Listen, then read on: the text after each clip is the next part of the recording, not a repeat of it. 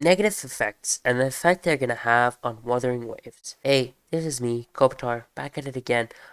Today we're just gonna be talking about negative effects and my really large concerns about how Kuro is gonna implement them into a game such as Wuthering Waves.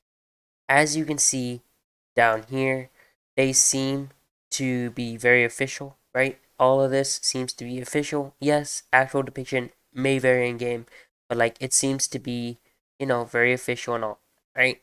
So, first of all, it states that air erosion, havoc bane, fusion burst, glacial chafe, and electro flare will all be effects.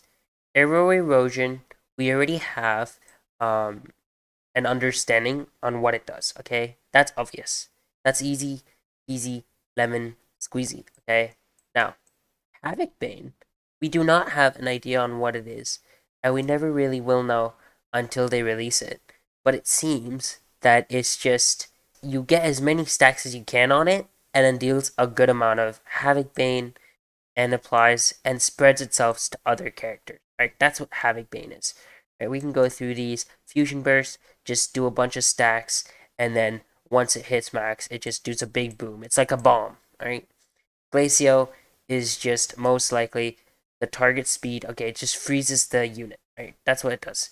Okay, more stacks, faster freezing. It's as simple as that. Electro Flare, certain Electro Flare attacks will inflict stackable Electro Flare.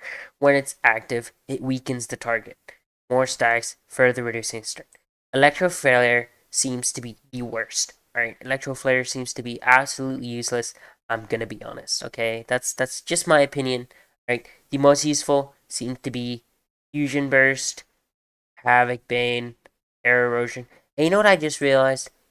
This one doesn't have Spectro Frazzle, but we know what Spectro Frazzle does. It deals damage on a DOT, so damage over time, and you can max out at 20 stacks.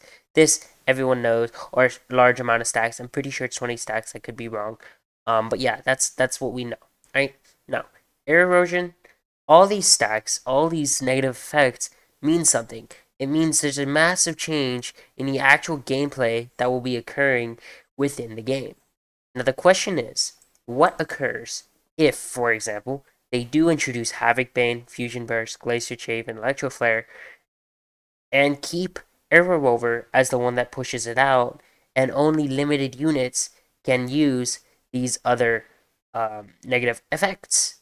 Well, everyone's going to be mad, number one, because who the frick is going to be able to use these effects if we have to pay for all of them? This is one, two, three, four characters. Five, six characters. If you want to collect every single character, that's six standard units. That is 160 times six, which is, if I'm correct, it should be 940 pulls for these limited units.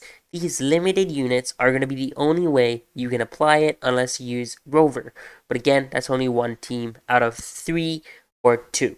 Right? That's an issue. All right. So hopefully what I think the best solution is either, right, as they've shown before, they've shown they can change kits after release. So, for example, Spectro Rover can have Spectrofrazzle included. So why not add Spectrofrazzle or Air Erosion or Havoc Bane or Fusion Burst or Glacier Chafe, Electro Flare to one of the 4-star units at a lower level? Sure, but still make it so that you can use the other units, the standard units, sorry, not the standard, the limited units to have it, right?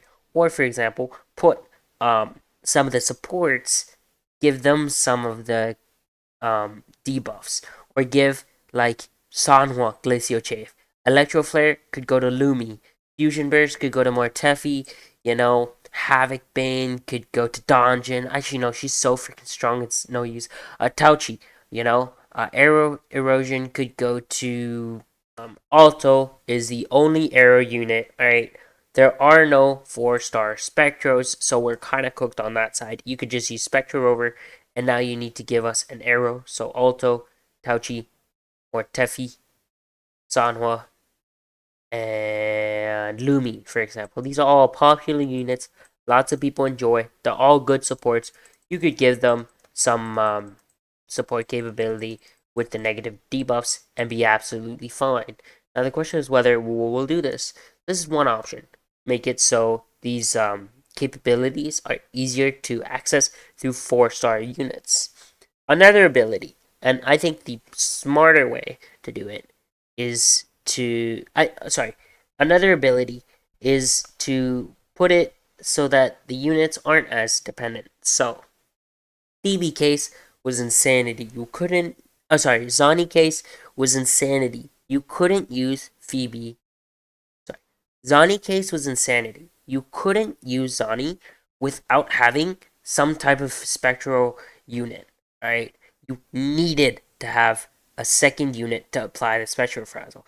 However, Cartathea is in a whole different boat. Cartathea can use her arrow stacks supplied by her own skill and do her damage based on that. She doesn't need units. She can solo just about anything, okay? So when I look at these issues that we're having with the Spectro, I still think it sets a bad precedent. And so I think the best way to do it is to give a 4-star the ability to put these down. And as Wu has done before, I think they can do it again. They can put in some negative effects that are baked into the 4-star kits. Even current 4-stars could get rebaked, recooked, refined, and bettered with these new negative effects. What are your thoughts on this? And do you think I'm crazy for this? I don't think so, but comment down below if you think I'm crazy. And thank you so much for watching, and I hope you guys have a great day. Please like, comment, and subscribe. Thank you.